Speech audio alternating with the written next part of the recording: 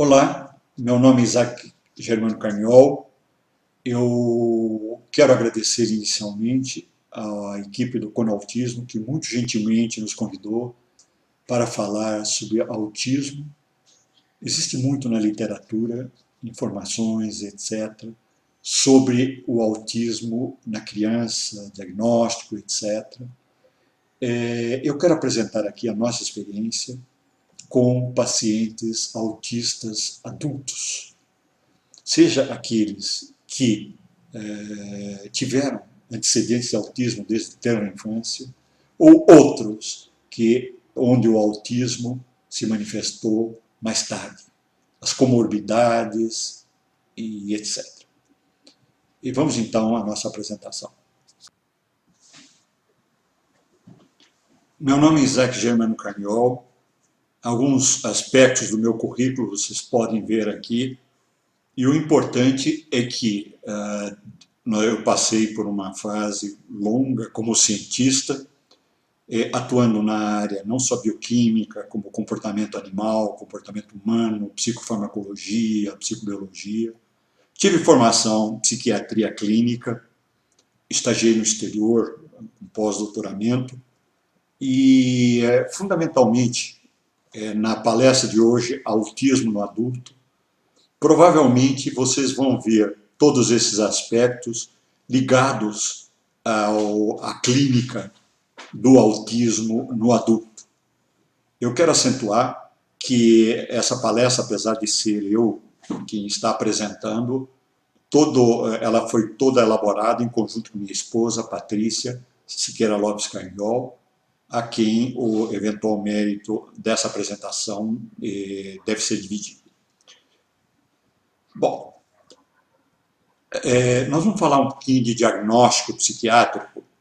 E há aproximadamente 160 anos nasceram duas pessoas que marcaram profundamente a história do estudo da mente humana.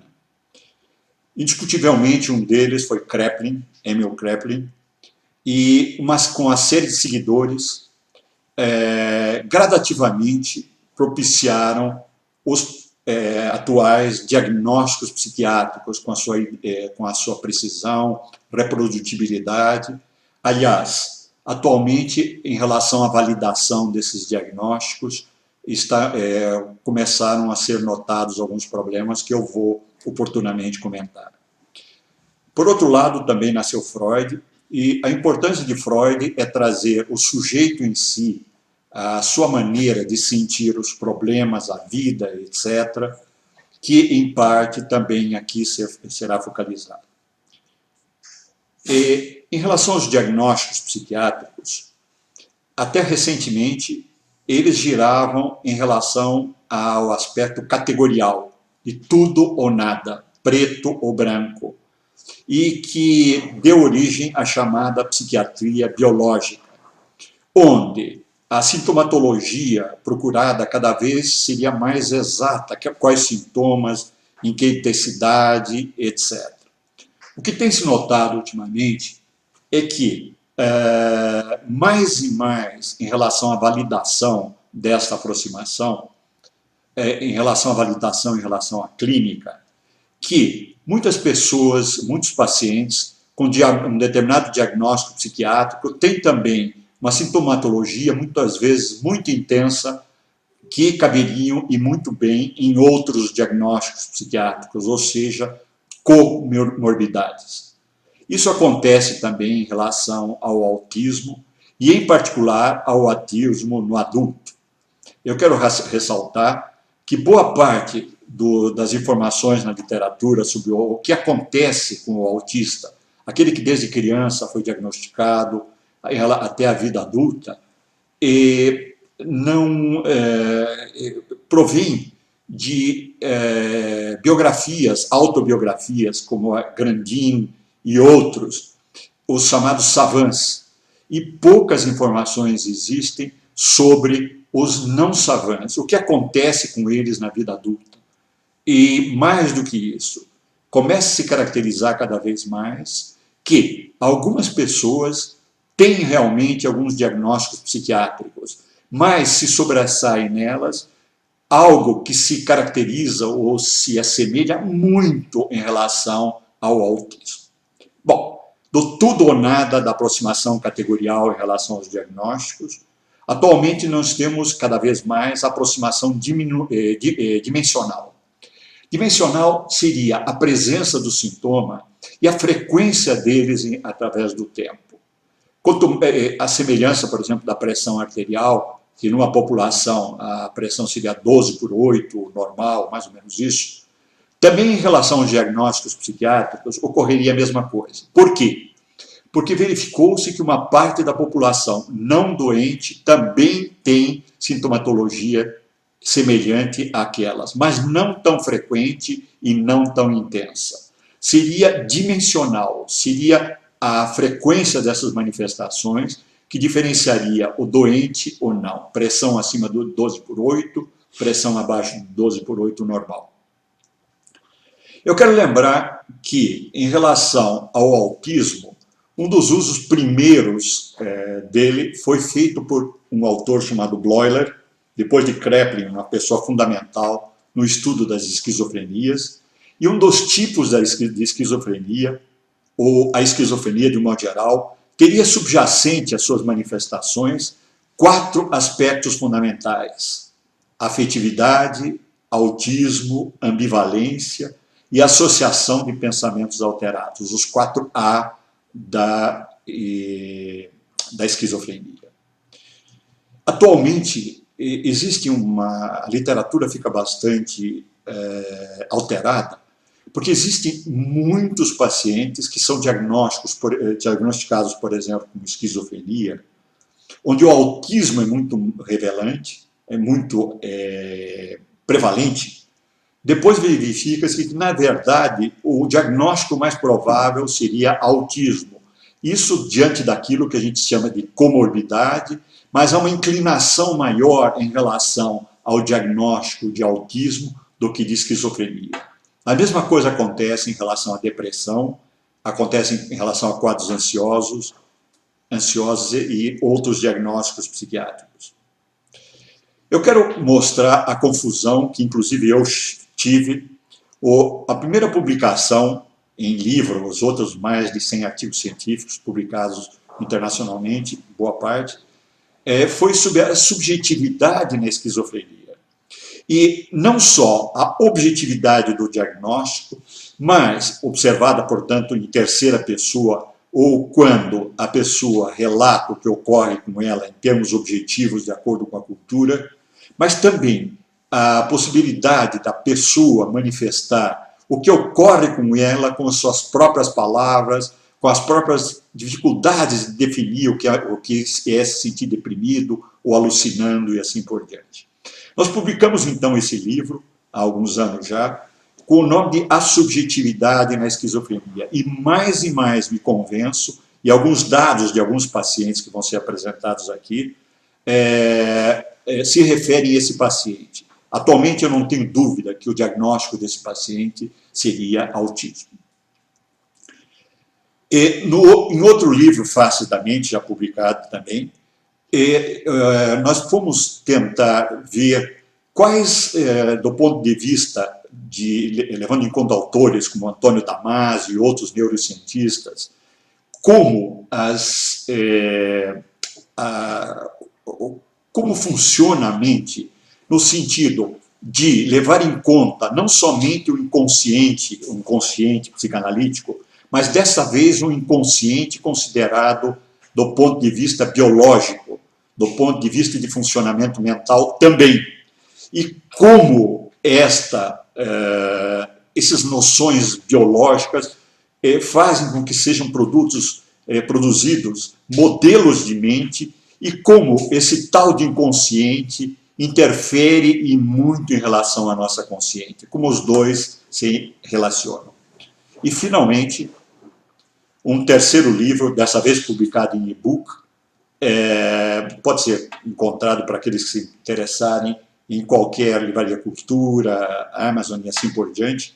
Nesse livro, então, nós não apenas fazíamos o diagnóstico clínico, que eu chamo de terceira pessoa, do que estava ocorrendo com aquele adulto com diagnóstico de autismo, mas, surpreendentemente, a semelhança dos savants, dos sábios autistas, surgiu toda uma manifestação sob a forma de arte, de poesias, desenhos e pinturas, que mostravam o que ocorria com aquela pessoa que tinha esse diagnóstico. E, nesse mesmo sentido, eu gostaria de acentuar o trabalho de Nina Giménez, que é uma série que provavelmente vai aparecer na televisão dentro de pouco tempo, e chamado dentro do projeto Tundê. Esse aspecto Tundê é a história de autistas, não só focalizados do ponto de vista da ciência, que é importante, mas também do ser humano que tem essa manifestação e também e principalmente daqueles que o cercam, dificuldades, preconceitos e assim por diante. Bom, eu vou focalizar primeiro o autismo. E o autismo que surge, se é que a gente pode chamar esse nome, eu quero focalizar bem nesse primeiro caso, que não é só depressão. É um isolamento em relação ao meio, que não respondia a qualquer tratamento psiquiátrico tradicional, inclusive eletroconvulsoterapia. E acontece o seguinte, esse era um artista que teve esse aspecto de afastamento do mundo de adulto. Então, eu quero focalizar já aqui que o autismo na criança muitas vezes se manifesta depois que ela vai à escola, tem dificuldades de relacionamento com as outras crianças, um isolamento, dificuldade de aprendizagem, muitos autistas, inclusive, têm dificuldades intelectuais muito graves. E aqui eu não estou focalizando um autista com essas características aparentemente na infância. É muito difícil reconstruir histórias. Eu estou focalizando já um adulto que entrou num grande... Quando o aspecto externo era como que de um autismo, o diagnóstico dele, não estou afirmando que seja autismo. Mas quando ele procurava e reproduzia através de desenhos o que ocorria com ele, veja uma confusão e a linha do meio escura, mais acentuada, onde um tipo de barreira começa a ficar aparente, tentando separar essa confusão. No caso, é muito difícil de saber se seria de dentro do inconsciente ou de fora, a dificuldade de contato com o mundo, mas, de qualquer maneira, uma representação nesse sentido, e talvez essa seja uma novidade nessa minha apresentação, onde vão aparecer não apenas as barreiras, mas o que ocorre com aquele indivíduo que está apresentando aquela barreira em relação a contato consigo próprio, com o mundo, com os outros, com a família, etc. Gradativamente esse indivíduo, e eu quero acentuar que o nosso trabalho, afora esses diagnósticos de comorbidade, nós focalizamos 10, juntamente com a minha esposa, 10 pacientes por longos períodos. Alguns desses pacientes, o contato com eles foi gravado, reproduzido, e é interessante que muitos deles, surpreendentemente, como eu falei, focalizavam aquilo que se passava com ele através do que chamávamos de arte bruta. Não é uma arte estudada, eram pessoas que nunca tinham feito poesias, não tinham estudado arte, e de repente aparece um material estético muito elaborado. Nesse caso, a ansiedade que provavelmente contribui para o afastamento, e nesse caso de uma comorbidade, aparece a estranheza daquela desorganização da sua mente, aparece nitidamente nessa pessoa. E ela representou através de um desenho. Aqui são outros diagnósticos psiquiátricos, também pessoas que se manifestavam não só pela clínica, mas através da arte ou de representação através de desenhos. O isolamento, então eu estou falando de comorbidades, o afastamento que elas tinham e como elas representavam. Vejam bem, não era só depressão, não era depressão, era um afastamento sem afetividade nenhuma, era uma barreira que se estabelecia diante do mundo. Aqui o mesmo paciente, em uma outra ocasião, com as mesmas características de representação. Vamos voltar ao nosso trabalho e ligar as ideias de Damasio, o famoso neurocientista, que eu acredito que muitos de vocês já devem ter ouvido falar. O funcionamento mental, a procura pela vida interior. O funcionamento mental e comportamento humano é em grande parte inconsciente, sendo fortemente influenciado pelos sentimentos e emoções primitivas. Isso é de Damasio. A comunicação entre a mente, cérebro, consigo próprio, com o corpo e ambiente é codificada em imagens e mapas, também chamado cartografias. Esses mapas se intercomunicam entre si e somente alguns chegam à consciência. Quando a consciência é invadida por esses mapas, uma grande confusão se estabelece. Inclusive ideias opostas, gostar e não gostar, por exemplo, amar e odiar ao mesmo tempo. Nas doenças mentais, isso em parte já é um conceito nosso. A partir do inconsciente, a consciência invadida por imagens, por mapas, por representações, não suficientemente estruturadas. E seu manejo se acompanha pelos sintomas, alucinações, delírios e assim por diante. Surpreendentemente pela arte, alguns pacientes, no caso dos autistas, seriam como que savants, e 10 deles são focalizados, muitos deles savants são focalizados nesse trabalho, conseguem organizar e comunicar de uma forma compreensível e criativa este caos. Eu quero focalizar novamente Damasio, e ele compara aqui com uma orquestra, como é que funcionaria, pelo menos idealmente, a consciência, e o inconsciente. Seria como um ensaio de uma orquestra antes de uma apresentação, em que os vários instrumentos testam os seus sons, até que o maestro entra, organiza tudo aquilo e forma-se uma linguagem compreensível. O mais curioso da consciência é a ausência de um maestro antes do início da execução. Embora surja um regente, um self, a consciência, o si próprio, conforme a execução acontece. E quando essa execução é possível, eu quero salientar o funcionamento da consciência, que a pessoa começa a ter características de funcionamento mental que são de aspectos mais avançados em relação ao desenvolvimento da mente do ponto de vista de Darwin.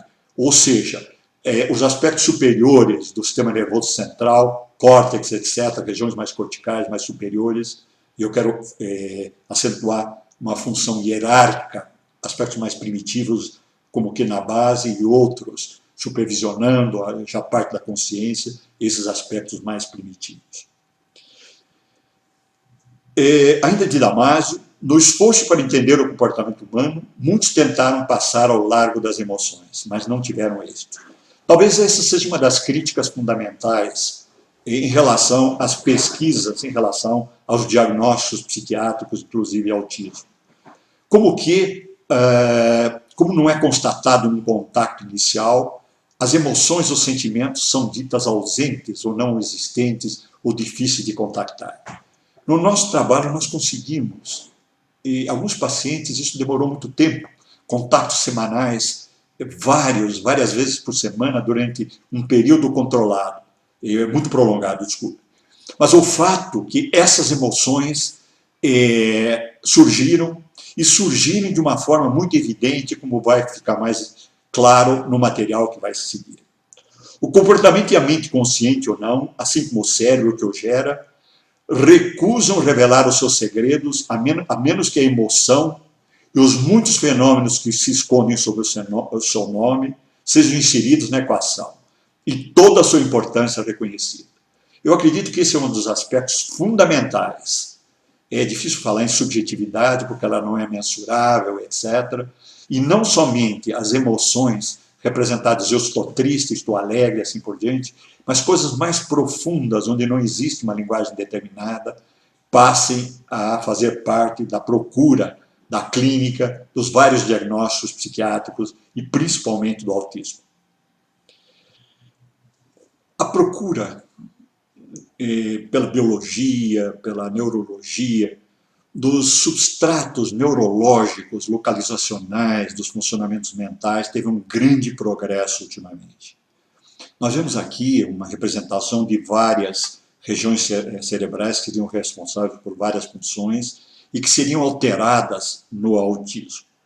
Eu quero lembrar que a semelhança de o que ocorre, e é um cientista chamado Boutron, um grande especialista em autismo que traz esse conhecimento depois de fazer uma revisão e meta-análise da literatura, que o cérebro do autista funciona de uma forma semelhante ao fenômeno que ocorre em pessoas, por exemplo, que são cegas de nascença. Para compensar essa cegueira, as pessoas como que desenvolvem, elas continuam cegas, mas elas desenvolvem áreas como se essas áreas tentassem compensar aquela falta em relação à visão. E não só nessas áreas de visão, mas também em outras áreas. Acreditamos que o mesmo ocorre, tudo indica que ocorre, Motron encontrou, pelo menos neurofisiologicamente, ou mais corretamente, através de imagens, esse hiperfuncionamento de várias regiões cerebrais. Nós vamos apresentar algo que transparece nesses 10 pacientes focalizados, um pouco, alguns exemplos, desse hiperfuncionamento de outras regiões cerebrais. Por exemplo, classicamente é apresentado o diagnóstico de autismo, está bastante estandarizado na infância, crianças que fazem movimentos repetitivos, brincam a mesma coisa, de uma forma que para o adulto até, essa criança é muito tranquila, ela coloca os carrinhos em ordem, não incomoda e assim por diante, mas assim que ela entra na escola, vê que, a não ser nesse mundo perfeito de organização, esse sujeito não consegue se adaptar, não consegue ter amigos, muitas vezes é alvo de bullying e um fenômeno autista muito grave começa a ocorrer, alguns deles, inclusive, que eram classificados dentro da síndrome de Asperger, muito inteligentes, que se desenvolvem em muitas áreas, mas são pessoas usualmente muito sofridas. Existem alguns testes clássicos, eu não vou entrar em detalhes, mas nesse teste, bonecos são apresentados, eu não vou entrar em detalhes nesse teste, provavelmente os queridos com autismo o conhecem, mas o fato é o seguinte, que os autistas eles permanecem nos mesmos pensamentos, mas, surpreendentemente, eles como que têm uma cegueira em relação a perceber, olhar os olhos dos outros, focalizar os olhos, vejam aqui nesse slide, e que as pessoas normais, ditas normais, elas focalizam os olhos dos outros quando entram em contato. Os autistas, pelo contrário, focalizam na boca. Isso aqui é Richard Barton e Elizabeth Taylor, um filme clássico. E os autistas, pelo contrário, focalizam pela tensão, provavelmente, que acontece dentro deles. Eles focalizam a boca, eles não olham para os olhos. E é mais curioso ainda, isso através de um trabalho feito com esse filme, um sketch desse filme, que quando a tensão emocional é muito grande, a visão se espalha e não é focalizado em nenhum aspecto em particular, muito menos os olhos, que é uma das características dos autistas. Eu quero, então, acentuar que, curiosamente, esse mesmo autista que não focaliza os olhos, ele é capaz, em seguida, de encontrar um objeto escondido que todos os outros não seriam capazes de achar. Eu vou dar um exemplo clínico com um dos nossos pacientes. Ele foi com o pai comprar um boné numa loja que nunca tinha estado. O pai queria um determinado tipo de boné. O vendedor olhou para todas as prateleiras carregadas de boné, o pai, etc. E este paciente, adolescente adulto, acompanhando o pai, foi capaz de descobrir rapidamente, escondido, atrás de uma prateleira, um boné que era apropriado e coincidia com aquilo que o pai queria. E vamos focalizar, então, a repetição. Então, nós vamos mostrar um pequeno slide onde esse aspecto de repetição, primeiro nós vamos mostrar uma criança, nosso paciente, paciente da Patrícia, ocorreu e foi filmado a um latido de cachorro atrás, porque o barulho que essa criança fazia ao movimentar alguns brinquedos dentro de um aquário irritou os cachorros que estavam no nosso quintal. O próximo filme, então.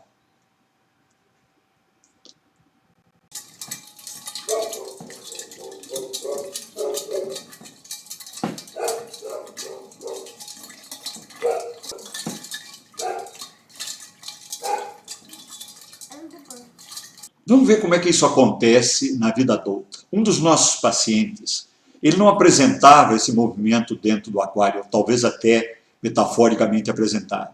Mas em alguns momentos ele começava, e vejam bem, é um paciente que teve um destaque em relação a planejamentos econômicos, que tinha características autísticas desde a primeira infância, e nem sempre isso acontece, e que, de repente, como que explodiu. Esse paciente já no isolamento total em relação ao mundo externo, não era depressão, não respondia aos tratamentos antidepressivos. Esse paciente levantava no meio da noite e dava, durante 3 ou 4 horas, voltas seguidas em torno da cama.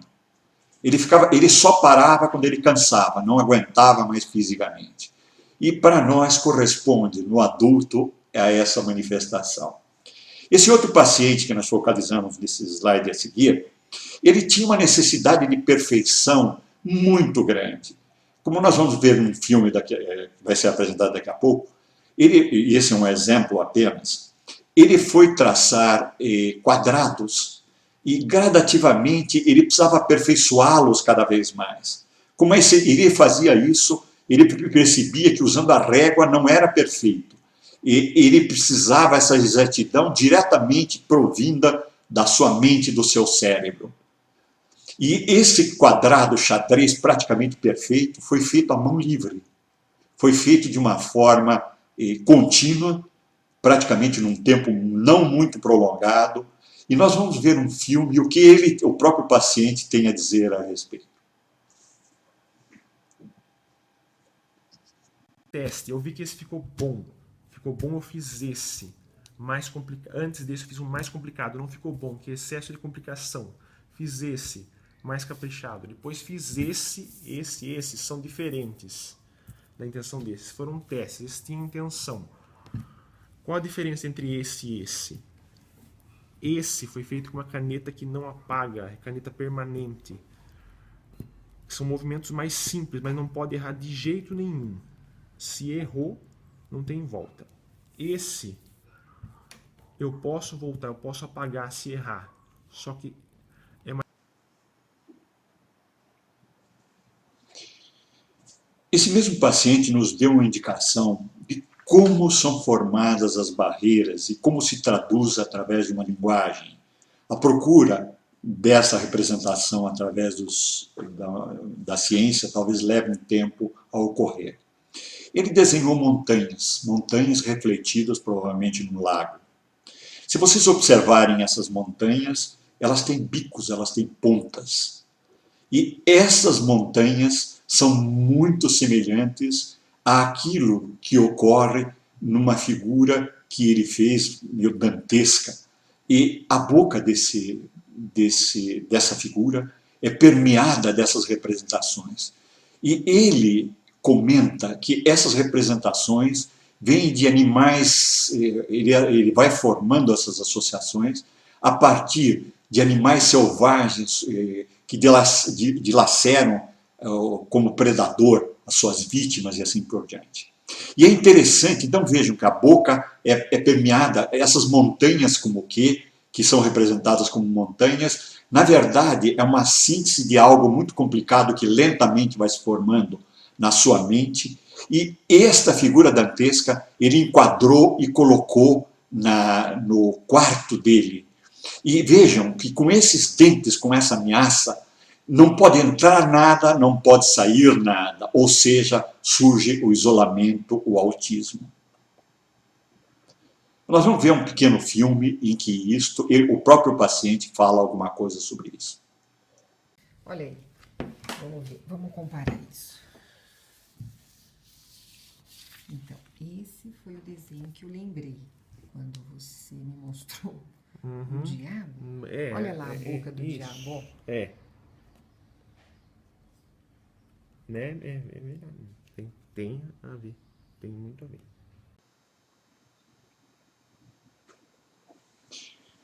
Bom, vejam os detalhes. Esse é um famoso autista, Asperger, na época, o DSM-5 considera, não focaliza o Asperger dentro de um aspecto, dentro de uma aproximação mais geral, dentro do autismo.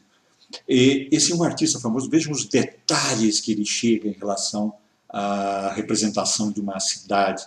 E vejam que esse nosso paciente, e isso vai ser alvo de um próximo livro nosso, onde representaremos a complexidade que ele atinge nessa necessidade de perfeição, de representação do seu mundo interno.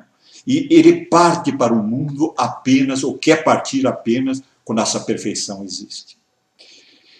Aqui eu não vou entrar em detalhes, mas eu vou mostrar para vocês como é que a história desses pacientes pode uma história tradicional junto a ele próprio, junto aos familiares, etc. Uma própria versão de sua história foi colhida. Infelizmente, os detalhes vão aparecer no próximo livro sobre autismo no adulto, que nós pretendemos publicar proximamente. E esse paciente, então, colocou a fábula de sua vida. Nessa fábula, ele veio, aqui está em detalhes nas suas próprias palavras, ele vem numa família muito saudável, aparentemente, com mãe muito afetiva, mas autoritária, o pai meio ausente, mas tomando conta da família, uma irmã e ele próprio. Ele vivendo nesse mundo protegido, nesse mundo encantado, onde os problemas começam a surgir quando ele vai na escola. Ele fica isolado no recreio. Vejam bem, esse é o paciente que atingiu uma posição muito importante em relação ao planejamento de políticas públicas no Brasil. Vejam que ele na escola não consegue se comunicar, fica ausente, não entende absolutamente nada ou muito pouco do que é apresentado. Ele apenas quer brincar, ele quer ficar nas suas repetições. Um dia ele vai na garagem e descobre revistas científicas, revistas sobre arte, e de uma forma intensa começa a lê-las, e cada vez mais ele se isola nesse mundo, e cada vez mais consegue participar do mundo de fora.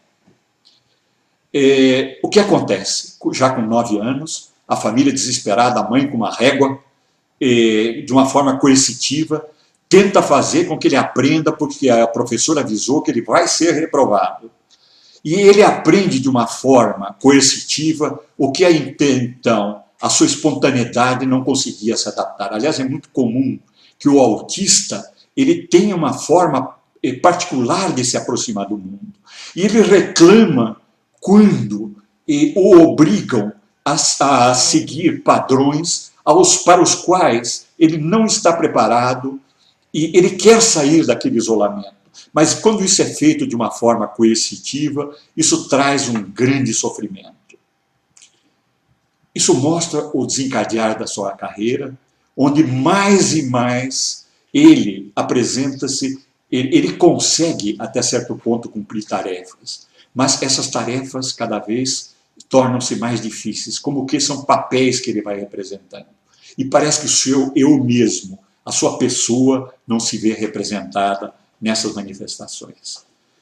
O que ele prefere, e inclusive esse paciente é muito interessante, a Grandina, o famoso caso da literatura, ela inventou uma máquina de abraçá-la e com a qual ela consegue ter uma certa contenção e participar de uma forma, como se for, ela usando as palavras dela, como computador no mundo.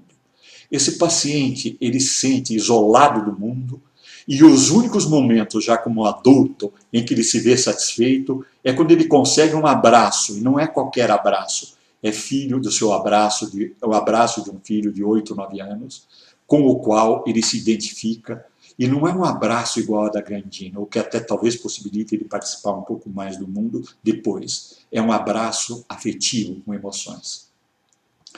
Aqui é a representação que ele faz do seu mundo externo, ou como é que ele lida com as relações sociais de uma forma muito confusa. A cada momento ele é obrigado a estabelecer padrões, que ele como que não sabe o que vem de dentro, ou o inconsciente não se manifesta, a pessoa não percebe, mas esse inconsciente invade a consciência, e vejam a confusão que se estabelece dentro desse ser. E através de poesias como essa, infelizmente eu quero referir a poesia ao qual ele produziu, ele diz, meu Deus, eu repeti padrões, eu não fui ninguém. Eu consegui representar vários papéis e chegou um momento da vida que o meu Asperger, o meu autismo ficou claro. Eu não consigo mais participar do mundo. Eu não estou deprimido e, no entanto, não consigo participar mais do mundo. E um outro paciente representa isso, que a sua mente, o seu ser, é representado por placas metálicas, modelos sucessivos que ele é obrigado a ter para sobreviver no mundo. Então vejam que aqui eu estou trazendo uma ideia um pouquinho diferente, que muitos autistas conseguem como que sobreviver até um determinado momento de exposição interna. Até que isso não mais é possível, e até esse ponto ele usa como que placas metálicas, representações, figuras, como se fosse um teatro da vida. Esse mesmo um dos pacientes mostrou isso através de um exemplo muito claro. Ele tinha um medo enorme de altura, é um paciente autista. Ele tinha um medo enorme de altura. E, no entanto, ele foi para Campos do Jordão, não sabendo nada de alpinismo. Ele subiu a Pedra do Baú, segurou, quase precisa ser um alpinista para subir nessa montanha, nesse monte, esse pico. E ele conseguiu, como ele conseguia até então na vida, subir automaticamente essa montanha, que poucos conseguem fazê-lo, pelo menos os não preparados fisicamente.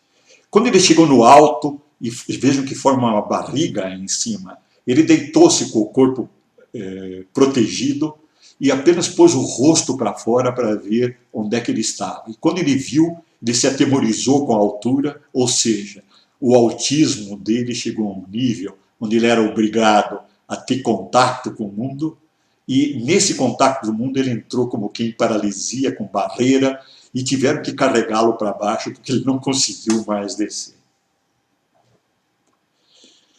Vejam esse paciente se protegendo do mundo externo. E eu quero trazer uma outra coisa, que a pessoa se protege também do mundo interno. É a bagunça do externo que aparece em determinadas... Ele consegue representar o externo, que ele não consegue pensar sobre ele de uma forma adequada, e esse slide representa isso de uma forma muito clara, mas também ele está apreensivo com o seu mundo de dentro, com o seu inconsciente, que de alguma forma, às vezes com essas manifestações de estímulos externos, mas às vezes através de memórias também se manifesta. O medo dele é muito grande. Ele representa, com o grito do monte, o que está ocorrendo com ele.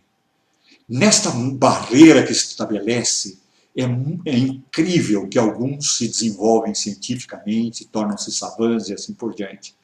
Mas outros, de uma forma, não aguentando os buracos na vida, as dificuldades, etc., eles caminham para uma ideia racional muito perigosa. E esse paciente, diante das dificuldades, do sofrimento, ele caminhou para várias tentativas de suicídio.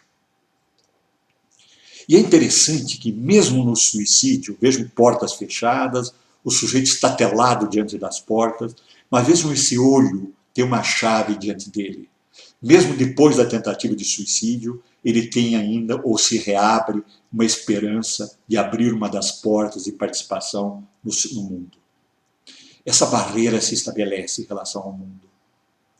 Essa barreira se estabelece através de uma distância, uma cerca.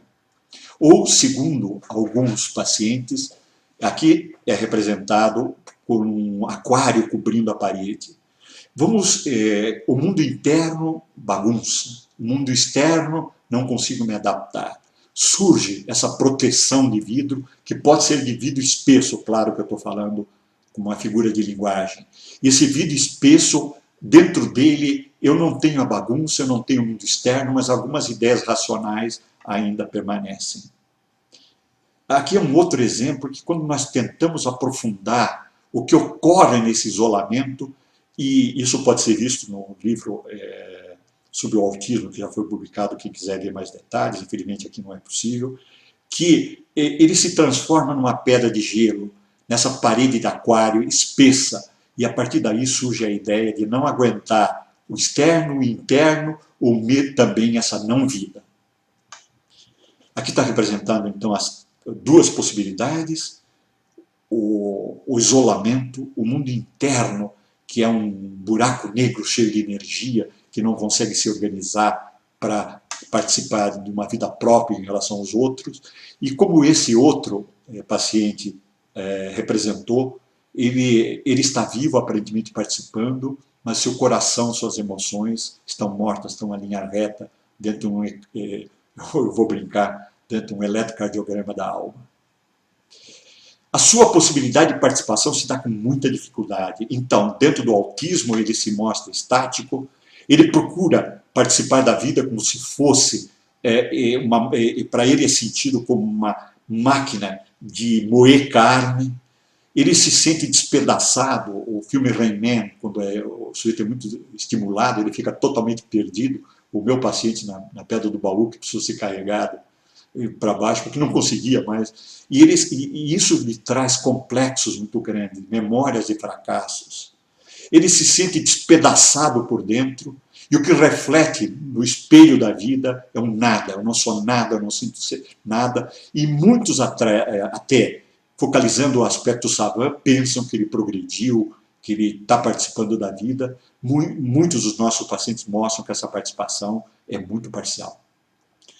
Surge um labirinto sem saída, onde formam-se pensamentos, lembrar aquele hiperfuncionamento cerebral no tronco. Esse labirinto não leva obrigatoriamente uma participação externa. São pensamentos, são metáforas de signos.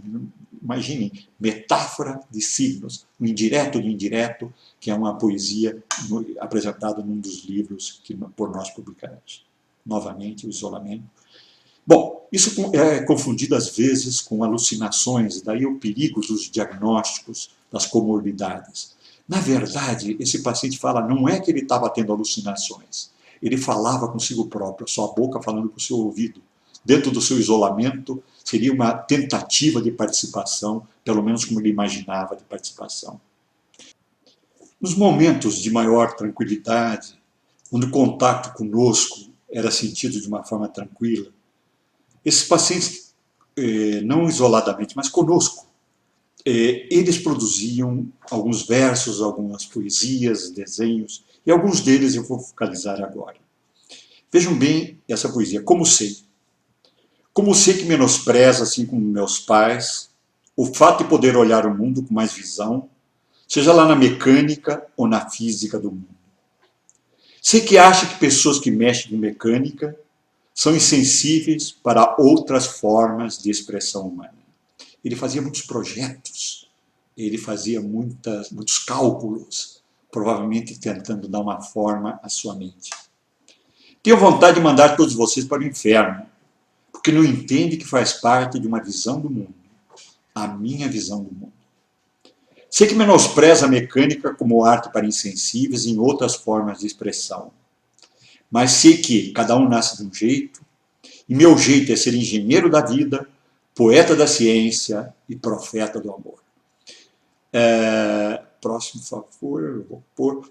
Bom, muitos desses pacientes têm outros diagnósticos psiquiátricos na tentativa de participar do mundo.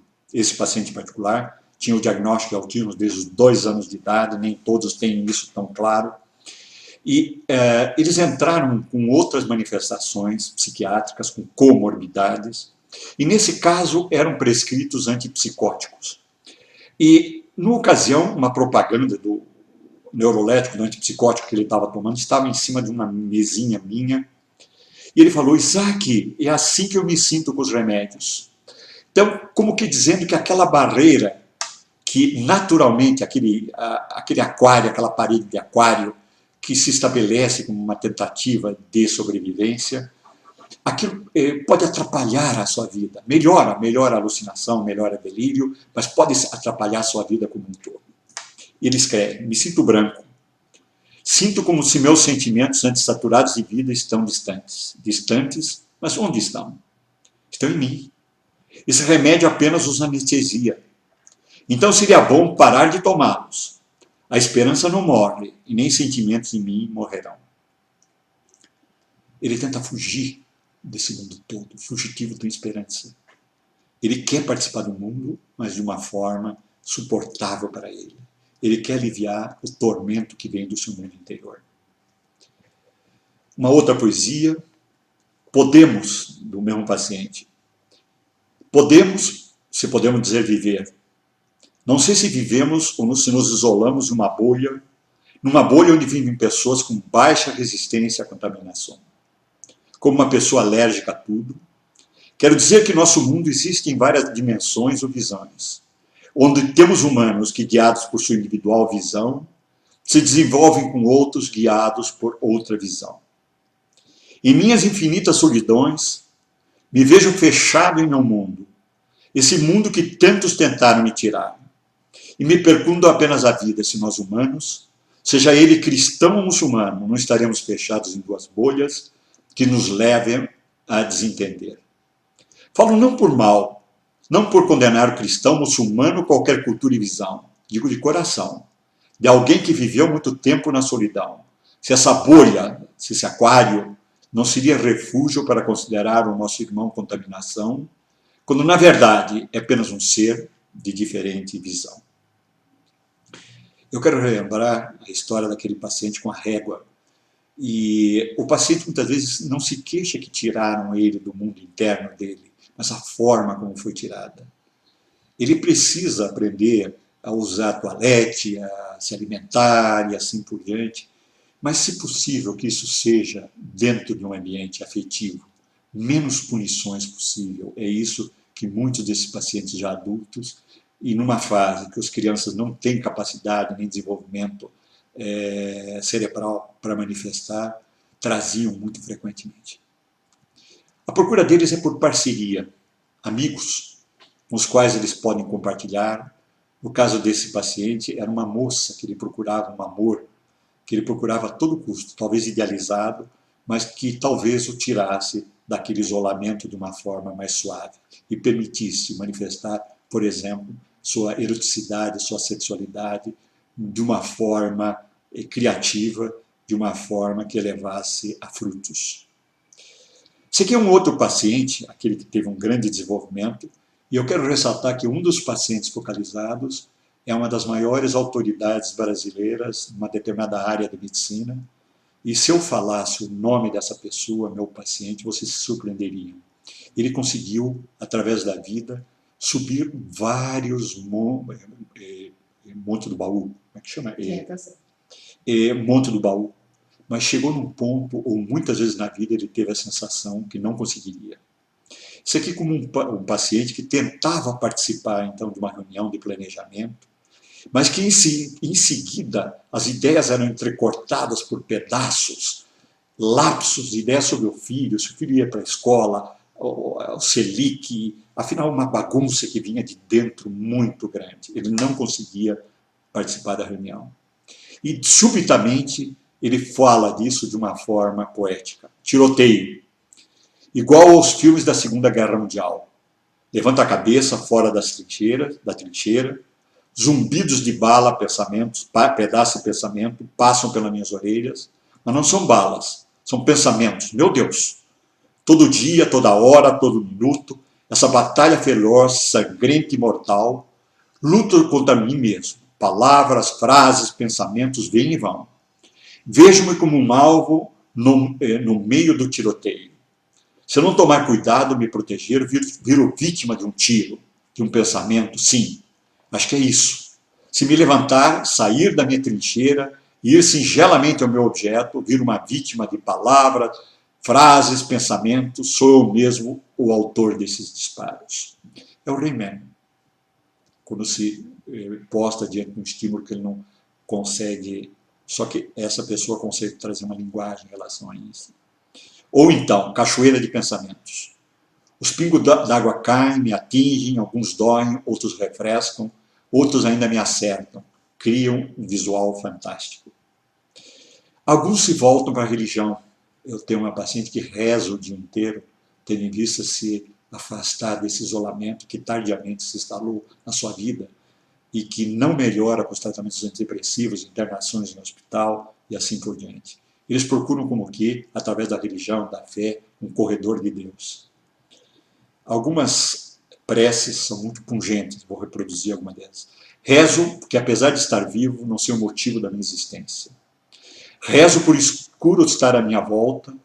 Oro para que a vontade de Deus seja feita no mundo, onde a tendência é esquecer Deus. Peço a Deus que, como ilumina o dia com o sol, ilumine o meu caminho. E quando descanso à luz da lua e da noite, renova-me, iluminando o meu caminho.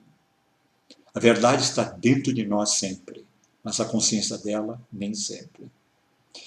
E essas preces foram, esse menino tentou, de uma forma desajeitada, adolescente, quase adulto, participar de um namoro, não sabia beijar, não sabia abraçar, a moça o largou. No desespero do romantismo que ele tinha, esse é um outro que vivia lendo revistas, enciclopédias, assim por diante, no desespero, ele apela para Deus como uma última tentativa de sobrevivência. Ou então, olhar divino. Me sinto isolado, com o destino certo, mas nestas horas é que tenho a necessidade de dizer a mim mesmo que Jesus e Maria olham por mim. Me sinto tão frágil como um feto que, rezando o terço, eu esteja pedindo: Jesus e Maria, olhem por mim. Ainda sou tão frágil que a minha única esperança nesse momento é que tenho seus olhos divinos virados para mim e para todos os que necessitam. Quero lembrar da Grandin, uma máquina de abraço que ela inventou, e lembrar do meu paciente, que o abraço do filho dele era como que um olhar divino, Jesus voltando à Terra, abraçando a todos nós. Vivi mergulhado em escuridão, onde o que eu na fragilidade procurava era uma luz de Deus. A luta dele, um Cristo lutando contra o vento do mundo externo que ele não consegue suportar. Ou ainda, esse paciente quase nunca tinha chorado. Ele diz que tem uma intuição que o acompanha já adulto, quase adulto, que o acompanha desde criança. Esse adulto, ele foi diagnosticado com autismo, como eu falei, desde os 2 anos de idade. E é interessante ver o que acontece com o autista adulto. Existem poucos estudos a respeito.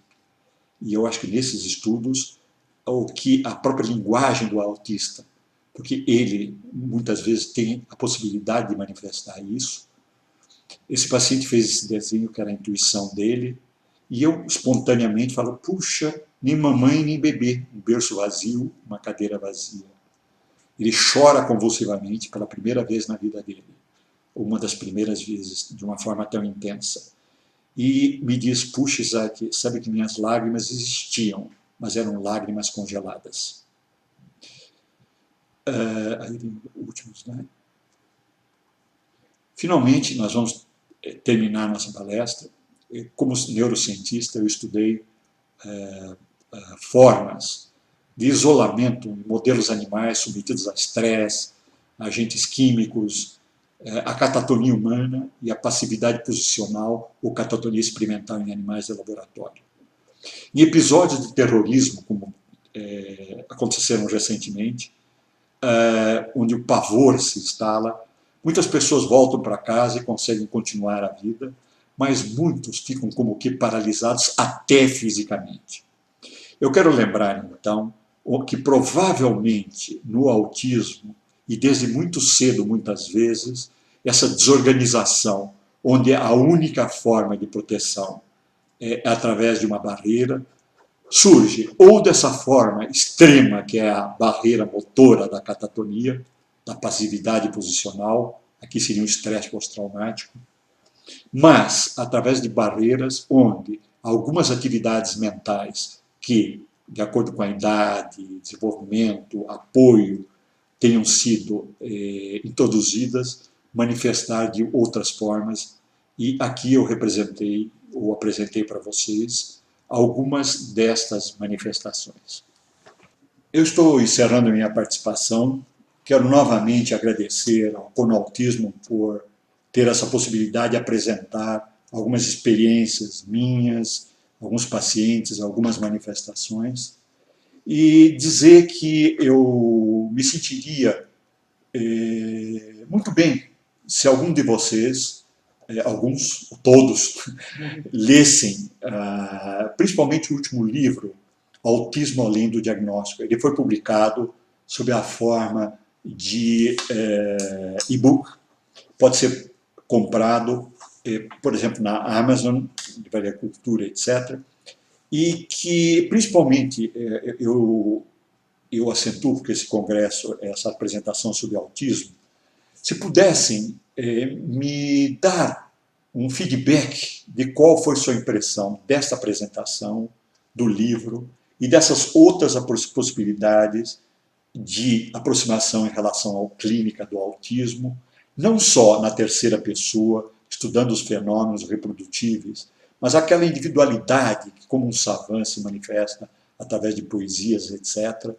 Talvez a semelhança do estruturalismo, que procura estruturas internas de funcionamento mental, não o fenômeno em si que se apresenta externamente, mas as estruturas básicas, como Lévi-Strauss mostrava em relação dentro da etnografia, essas estruturas básicas e esta manifestação dos próprios pacientes mostrando aquilo que se passa com eles, pode ser um caminho que forneça bases, teorias, principalmente hipóteses de funcionamento mental, onde as técnicas com imagens, o grande desenvolvimento que houve no conhecimento científico nessas últimas décadas, que trouxe um grande progresso, não conseguiu atingir. Eu quero dar, então, o nosso site, onde algumas maiores informações sobre a nossa produção, sobre quem eu sou, Patrícia, assim por diante. E também no caso, o nosso site é www.carniol.com.br. Ou então, o nosso e-mail, carniol_g@uol.com.br.